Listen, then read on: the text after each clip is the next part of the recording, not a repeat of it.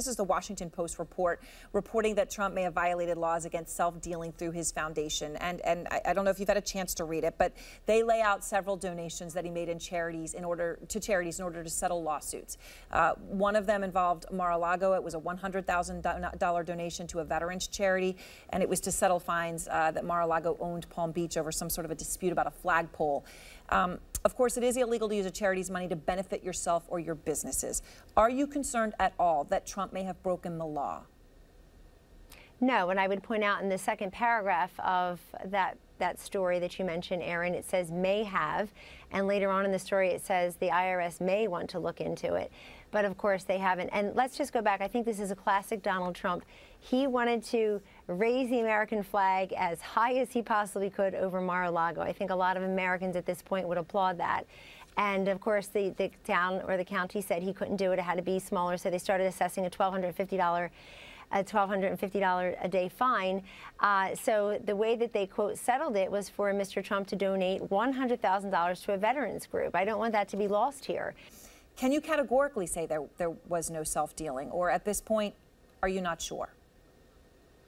Well, I've been talking to the people who are responsible for the Trump Foundation today, trying to get some facts and some figures. And so I know this is all developing. We need to gather information, but let me tell you something.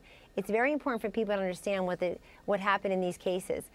Donations went to veterans groups. Donations went to another person's foundation in another instance. The idea that the money went for, when people hear self-dealing, Aaron, you know what they think of immediately, that it's going for plane rides and fancy hotels and expensive meals and certainly salaries and overheads. Again, that sounds to me like the Clinton Foundation, where a report this weekend let me just say, about 6% of their money got to charities. A lot of it was wasted in overhead. But that again, is not the case here. The point here, though, is the Trump Foundation is in the Clinton Foundation. Kellyanne, the point, though, is the Trump Foundation. And if this was settling a lawsuit that enabled Donald Trump's business to benefit, whether it be Mar-a-Lago or a golf course, that would possibly then be self-dealing.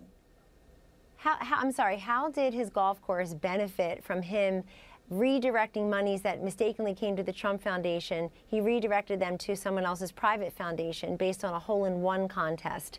They were misdirected to his foundation. I'm told by his accountants and attorneys they went to the right foundation after that. How in the world did his business benefit from that? How did Mar-a-Lago benefit from him giving $100,000 to veterans? The veterans benefited, and I think that's great. I applaud him for doing that.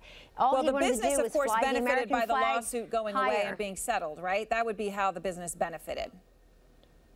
Well, there are many lawsuits every day against people. I think that's a bridge too far. I think you're making things up based on facts as they are not reported in this story, which also uses a lot of conditional phrasing, I would like to point out.